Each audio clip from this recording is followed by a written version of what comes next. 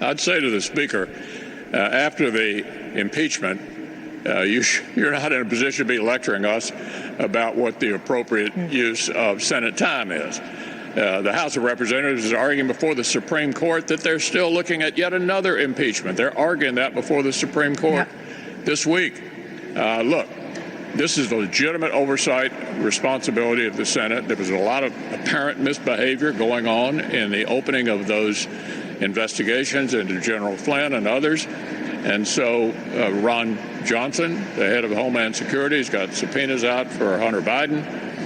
Lindsey Graham, the chairman of the Judiciary Committee, has laid out a series of hearings and people that he wants to call to come testify.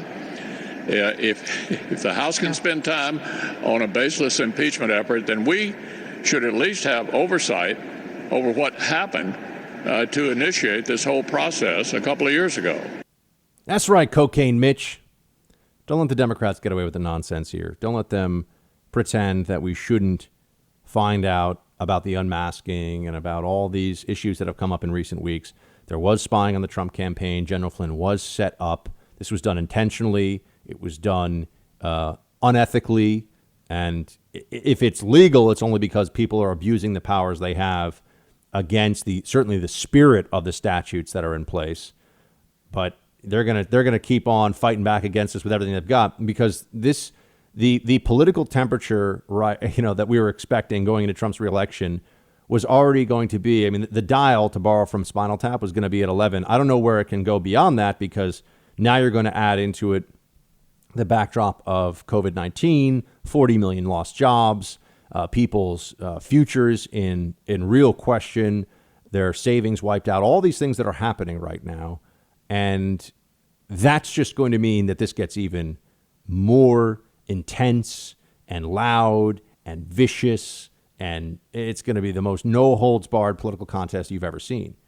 Remember, they were going after Trump with everything they had. They also, the media in 2016 made a miscalculation of all this stuff. They made a miscalculation because they thought that the more they could show the Trump rallies, the more people became aware of who this guy Donald Trump was, it would hurt him.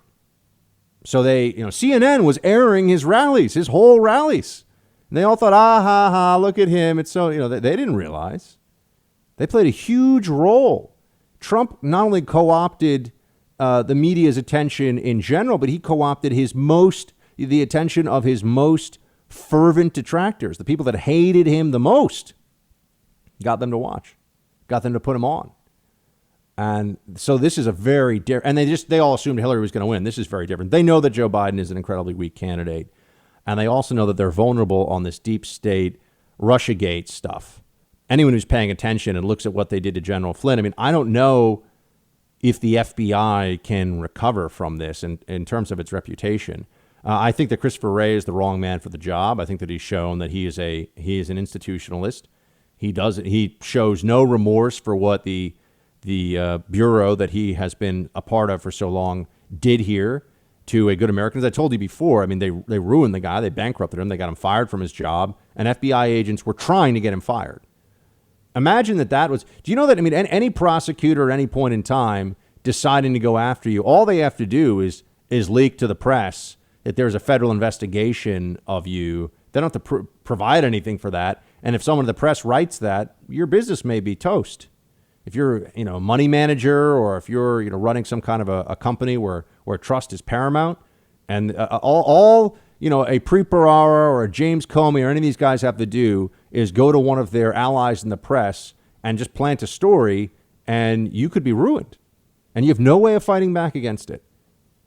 And that's really, in a sense, what happened here with the DNC dossier and the efforts to bring down the Trump administration using Oppo research, media allies, and deep state Hillary fans at the DOJ and the CIA and elsewhere. I will also tell you, though, that there is now a real movement, and I saw formerly acting DNI Grinnell. Now you've got Ratcliffe in the role. And it's funny, isn't it? Because Ratcliffe was up for DNI. I remember I went to the first time I was on the Bill Maher show months ago. They were talking about Ratcliffe as a possible DNI, and it was, it's terrible. He's a Trump stooge.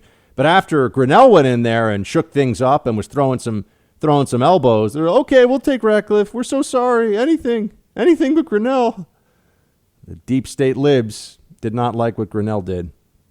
But what we see happening now is the transparency keeps adding credibility to the side of those of us who all along have said that Flynn was innocent and that the Democrats involved in this process, the Obama administration, that they were breaking rules, perhaps even there definitely were laws broken. We just don't know who did it. I mean, someone senior at the DOJ or the FBI released a top secret transcript to the Washington Post, and that's a felony. You can't do that, and everyone knows that. Although I believe, and mark my words, and we'll go back and play this again, if we do find out who the Obama administration official was who leaked to Ignatius that conversation with Kislyak to get the charges against Flynn started, they'll find some way, some just completely dishonest, oh my God, you got to be kidding me, way of not charging the person. They're going to come up with, but it was, they thought it was in the national interest or something. They'll have some escape hatch, just like they created an escape hatch for Hillary with the recklessness of classified in her email. I mean, if that wasn't reckless, it was classified. And if that wasn't reckless, there's no such thing. And recklessness was in the statute. But, James Comey just bailed her out. Just bailed her out on the whole thing. So now I think what you're going to see, and this is why when I spoke to the president earlier this week and he said, just wait till what's coming next, I'm certainly very curious to see it. I think it could be that the transcripts, the Kislyak transcripts, might come out, meaning the conversations that General Flynn, as incoming national security advisor, had with the Russian ambassador. Remember, this kicked off the whole Russia collusion thing. It was all, oh my gosh, Flynn fired. And then later, months later, even though the FBI agents who interviewed him, Pientka and Struck, didn't think that he lied, and they had the transcript. So if they didn't think that he lied, guess what? He didn't lie. But months later, Mueller, who was really just he was really just a fig leaf for Weissman, a Democrat operative. We know he's a Democrat operative. He's now doing fundraisers for Joe Biden. That's right. The guy running the Mueller probe, Andrew Weissman, Mueller's, quote, pit bull, is a Democrat operative. I mean, they might as well have just put, Rahm Emanuel in charge of the special counsel or put AOC. I mean, just some left-wing loon, and then say, oh, it's totally on the up and up. This is honest. Don't worry about it. But I think what we'll see in these transcripts is that General Flynn was acting entirely within what he believed were U.S. interests, trying to calm the Russians down after. Remember, the freak out against Russia happened after Hillary lost, and it's because there were some people in the community who convinced themselves that a few very poorly executed Facebook posts by Russian bots was turning the election. I mean, these people are insane. But after Hillary lost, they were desperate for some explanation other than hello was the worst political candidate in the history of the universe. So they settled on this Russia fable, and then they took all these actions. They started expelling Russian diplomats, and they raised the sanctions. They did all this stuff. So, of course, when Flynn's talking to Kislyak, the ambassador from Russia, this is going to come up. And my guess is that Flynn was probably just like, those guys are a bunch, those guys are clowns. They're done. I think that it became personal because I think that they felt mocked by Flynn, and he wasn't allowed to have the national security advisor job that geniuses like Susan Rice had just had. And they took this as the apparatus of the Obama administration at the top level of national security. They took Flynn's ascension and the things that some of them knew that he was saying on these phone calls with Kislyak as a personal affront. That this really, it goaded them. It angered them. It wasn't just about, we think he's a Russian asset or something. No. He probably said some things that really just set them off on a personal level. We know that Obama really didn't like him. Obama fired him from being chief of DIA because Flynn was telling them about the rise of the Islamic State. The Obama administration missed the rise of the Islamic State, downplayed it, didn't care, and then you had this series, really this jihadist blitzkrieg through Mosul and then going pretty deep into the rest of Iraq. You'll recall that we had the Yazidis being massacred and we had to send in airstrikes and all this stuff. This was on Obama's watch, and there was a direct correlation between Obama's decision to draw down precipitously in Iraq because he didn't want to negotiate a status of forces agreement for our troops that were already there. And then all this bad stuff happened. Flynn goes out and says, hey, we should have seen this coming. They hate him. They fire him. And now he gets to ride in and take over a nice office in the White House, an office meant for someone that they thought was better than Flynn, a bureaucrat with a useless university degree, somebody like Samantha Power, that's who should be in the Democrats' mind. That's who should be a national security advisor, not a 3-star general who was in combat and spent 30 years in the United States military. Not him. That's not right. That can't happen. So I hope that they release these transcripts. I think they will. But you're hearing it right now. You'll see in there. He took some on this phone call. I'm sure he took some swipes at the Obama team, and it became very personal for them. And then they allowed themselves to believe this absurd story that Flynn had become a Russian asset. Yeah, the guy was lobbying on behalf of Turkey but Turkey's a NATO ally. Turkey and Russia are not the same thing. I know libs like to pretend that this is. It doesn't matter. These are interchangeable, but it's not the same thing at all. And don't ever forget that the DNC paid a foreigner, Christopher Steele, to use foreign intelligence sources that he never has had to produce or vet or anything, who were Russians, who gave him disinformation. So it was a foreigner using disinformation, went to our FBI and got our FBI to open up an investigation of Trump campaign officials using FISA based on what that foreigner who was paid found out from other foreigners. And they want to talk about foreign influence in the election. The Russians. Look, it's the biggest political scandal of my lifetime, and not even close. Nothing else even in the realm of approaching this. This is, in more normal times when people weren't suffering, when there weren't millions suffering from Trump derangement syndrome, we would understand this for the egregious breach and abuse of trust that it was. But now everything is so polarized. I think if we found Obama, this will never happen. I'm not saying this, but just to test the theory out, if we ever had Obama on tape saying, yeah, go after those Trump guys, take down General Flynn, I don't care what you have to do. Do you know what would happen? The Democrats would just say, yeah, that's right. Obama, what he was doing was fine. They would just look you in the eye and gaslight you. We've gone from they didn't spy to, of course, they spied to they didn't, that everything on the FISA was by the book to, okay, fine, we made up a lot of stuff in the FISA to, okay, there was no politicization to then the Strzok and Page text we saw. There was a ton. They hated Trump, and they've lied at every step of the way. They've been wrong at every stage of this process.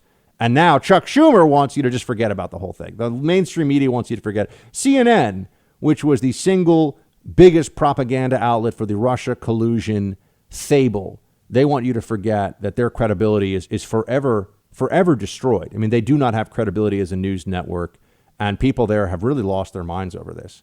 And I don't think they're ever going to recover professionally. Anyone who understands what's gone on here would never believe that a CNN employee had credibility to protect after this. So that's my sense of where all this is going. And I think that Ratcliffe is also going to take real action as DNI to get to the bottom of things. And now that Burr is out and Marco Rubio is a little bit of a lightweight, but now that Burr is gone, maybe the Senate Select Committee on Intelligence will do its job for a change. And Burr was too busy looking at his E-Trade account and figuring out what he could hear from the classified briefings that might affect it. So he has not been exactly an exemplary guy. But how could the Senate allow this to happen? That Burr would be in that role and take no action to get to the truth of the American people. There's a lot of blame to go around here, folks, but we're heading in the good direction now of transparency, of truth, of getting the facts out.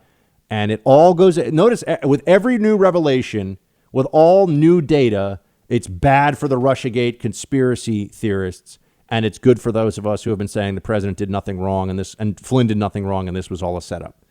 That has been a rule now for years. With transparency comes truth, and with truth comes the downfall of this left-wing absurdity known as Russiagate.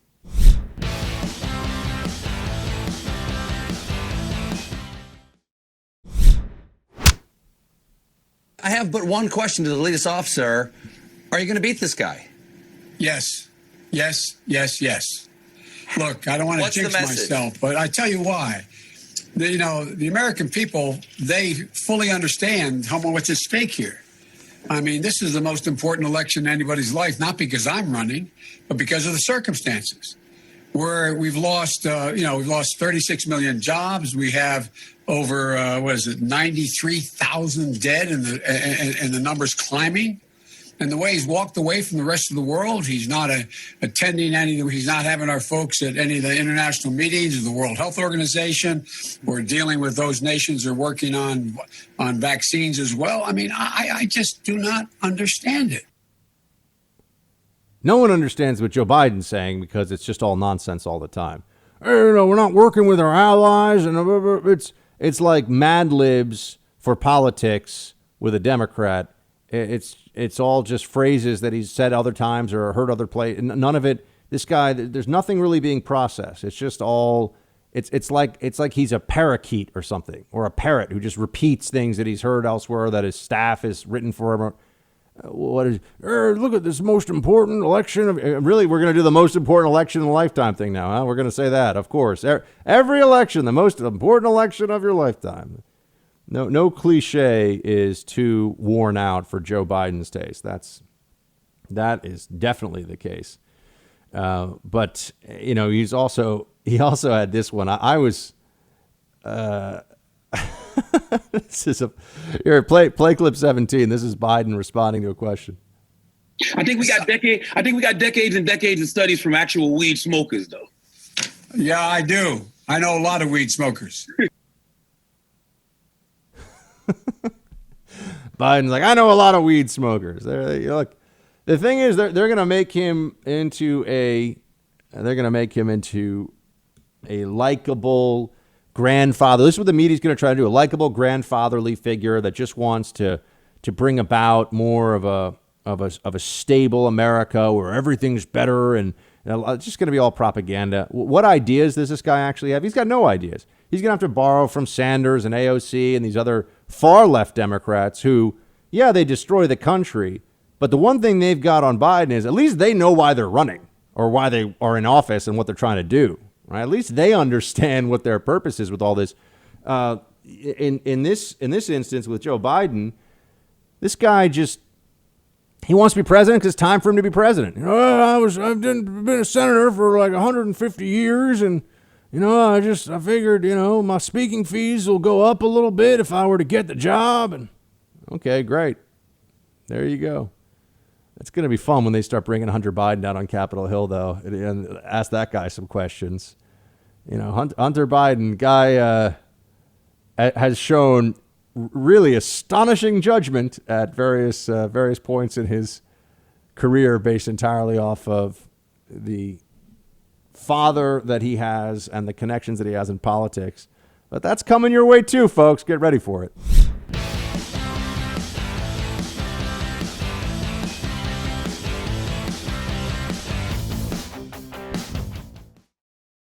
Time for roll call. Oh, thank heavens we got a weekend here. A long weekend for at least a lot of us, or I guess people, probably more people than ever before, considering the situation in this country where a lot of folks are staying at home in numbers never before seen. But anyway, it's good to have a long weekend. I know we're not going to be able to spend as much time with family as we normally, or at least a lot of us won't be able to. I mean, I don't know if I'll be able to see my folks, for example, but we are going to be off Monday. I just want to tell you all that right now. So we'll do a best of show. You're welcome. It'll be a compilation, like an all-star show in a sense, but we are not going to be live on Monday. But thank you very much for all of your support, and we'll be back Tuesday and every day next week. And producer Mark asked me if he's allowed to take vacation this year, and I said no vacations. So we only take federal holidays for now. Yeah, if Trump wins, I can take a vacation after that. If he loses, though, I'm never allowed to take a vacation again. If he loses, we send producer Mark back into the salt mines, just carrying more crates of salt over his head. That's how we do it. All right. Facebook.com/Buck Sexton or TeamBuck at iHeartMedia.com. Zach writes in first.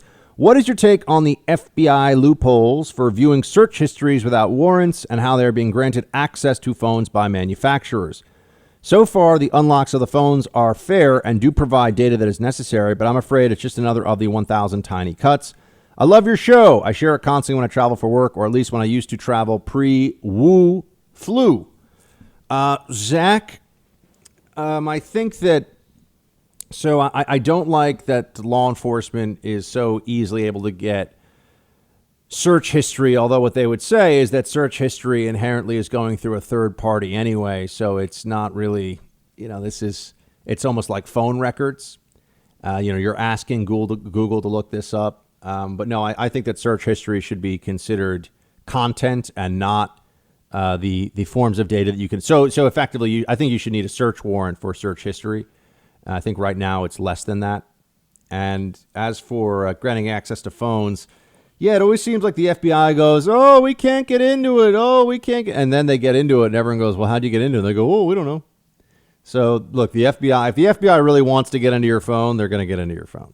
So I think that there's a very real conversation to be had here about privacy versus civil liberty, and there's a privacy rather and civil liberties versus security. Privacy versus civil. That was like, what was the thing that Biden said recently? Where he goes, choose truth over facts. That's right. We're going to choose truth over facts here in the Freedom Hut sometimes.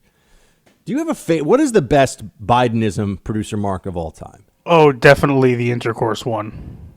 Right? It's He's got not to be having the enough top intercourse with the world. He is. President Trump is not having enough global intercourse. The fact according that to he's Biden. repeated that term over and over again. He loves to say it, People like sit down with him now in a press conference, what would you do as President Biden? What would you do differently on the issue of, international arms control?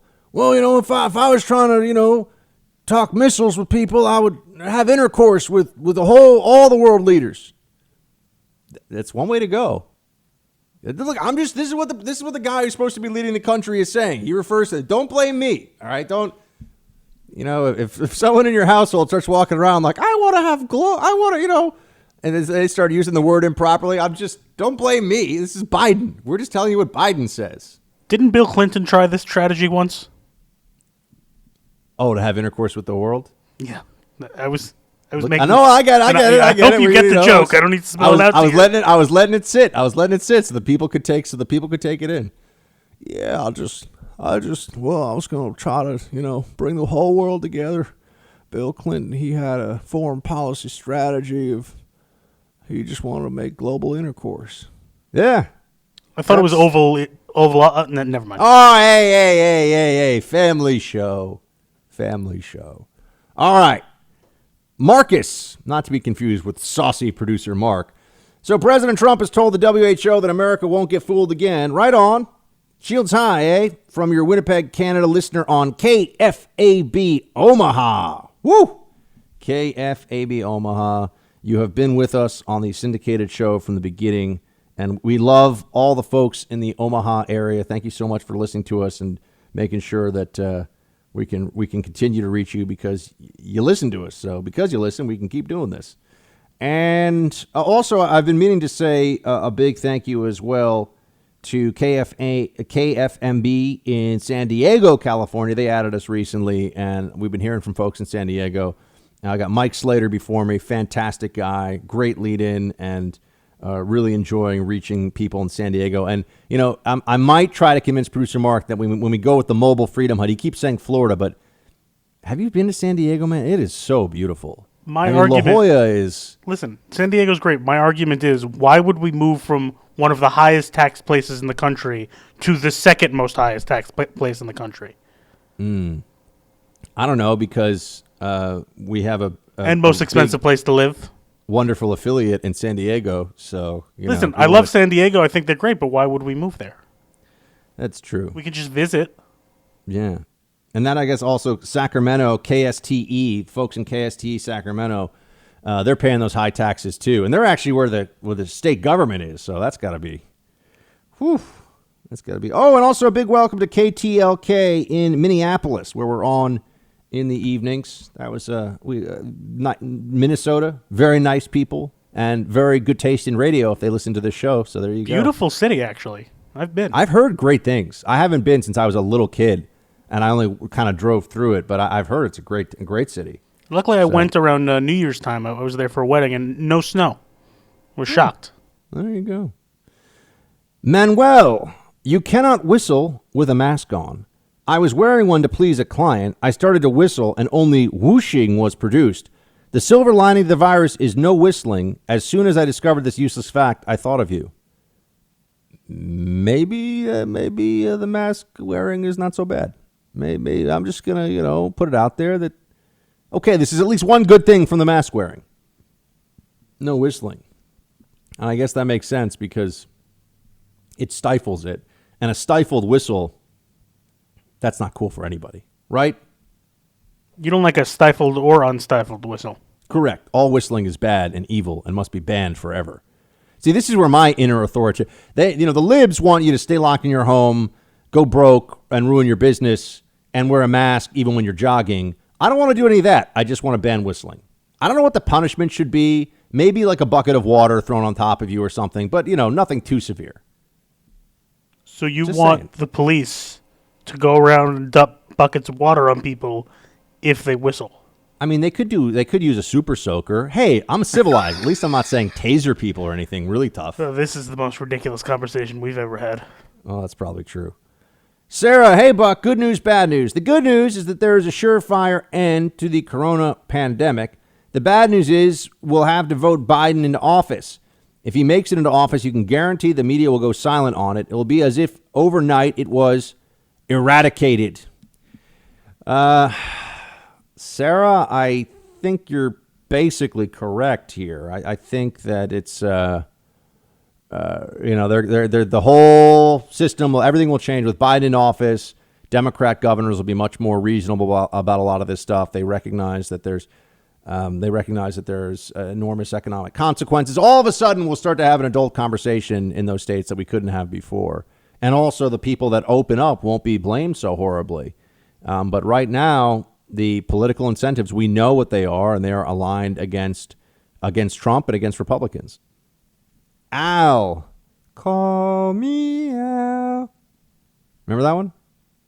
No clue. Call me Al.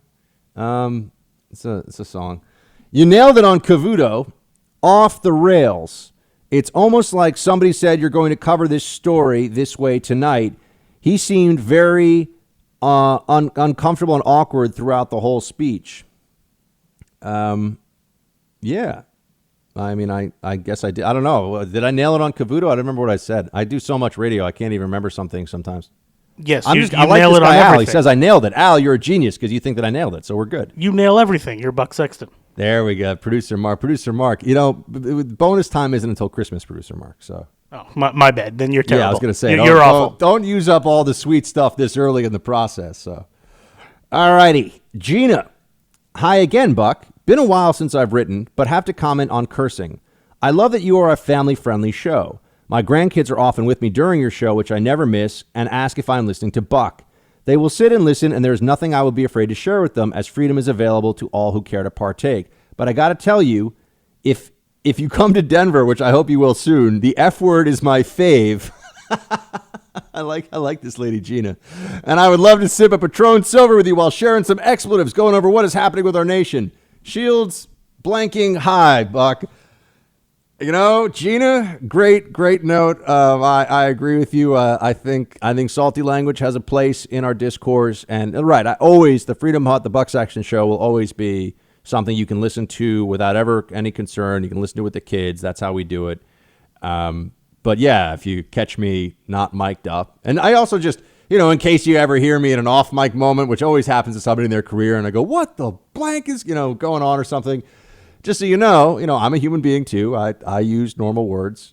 But on this show, we keep it clean. Producer Mark is there to make sure I keep it clean. He's like the judge. What's that? What's the guy from Miracle again? Which guy? The coach. Oh, Herb Brooks. Yeah, he's like the Herb Brooks of radio, where he's just like, again. I actually watched it last night. We should get you a whistle where instead of doing suicides on the ice, is that what they call them? That's what they call it in basketball. Is it the same thing? It's the same basic thing, yeah. Yeah. Instead of making people do suicides on the ice, it's just Buck, do another 3-hour show. Again. So, Yeah. I mean, I could do that if you'd like. No, that's all right. You pretty much do. You serve that purpose. You're like, Buck, you have a job. I'm like, oh, but I'm tired. You're like, drink coffee, man up. I'm like, I'm like, all right, I don't care. fine. Drink some water. Let's go. Shake it off. Yeah. No, I know. That was rough in that scene in Miracle where he's making those kids do that over and over again like that. That's no fun, man. I remember doing suicides back in the day on sports teams, and that was the way the coach punished people, you know? And you would never get away with that today. Ever. You think so? No, I think there's no chance in the world that you would get away with that. Maybe Just in imagine Russia. if you did that and somebody actually kind of passed out or injured themselves because you were trying to make some point. I don't know. I'm not sure that would really fly. No, absolutely not. Yeah.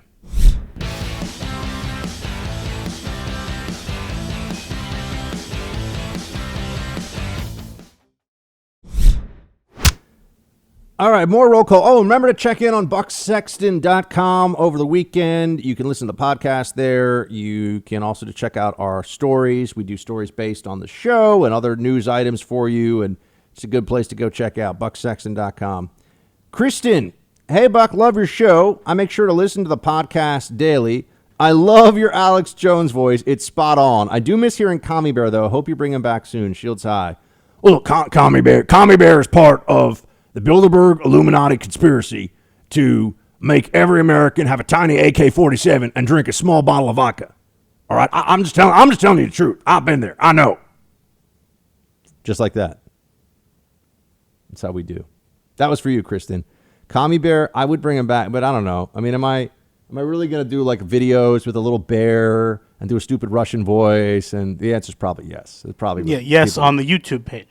Yes, on the that's true. We should actually start doing Commie Bear YouTube. YouTube.com/Buck Sexton. A few thousand of you have signed up. Why haven't we had 30,000 of you sign up or 100,000 of you sign up? We got a lot of people listening to the show, folks. Come on. It costs you nothing. Totally free. YouTube.com/Buck Sexton. Charles, love the show. Charles, the show loves you. You're definitely a plus for the side of freedom. Well, thank you, sir. We try.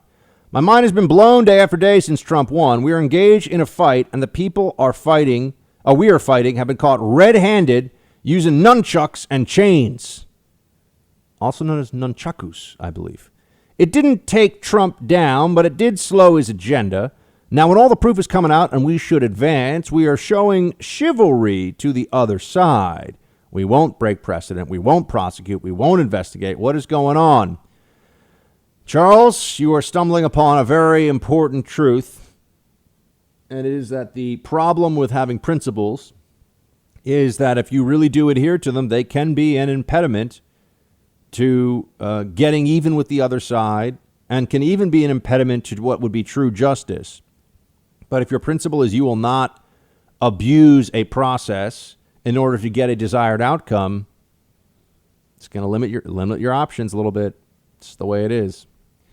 So I hear you, man. Charles, it is frustrating. But Barr is going to take this thing to the mat, and Durham is going to have his say. They will not bring charges against Obama or Biden or Susan Rice. At a certain level, they just won't do it. Meanwhile, the other side they've been trying to prosecute Trump every day since he won the election. And everyone around him, and Trump's family, and Flynn, and Flynn's family. I mean, these people are they are barbarous in their willingness to destroy principle. That is for sure. Jeffrey, hey, Buck, my travels have taken me to Texas and as far north as North Dakota.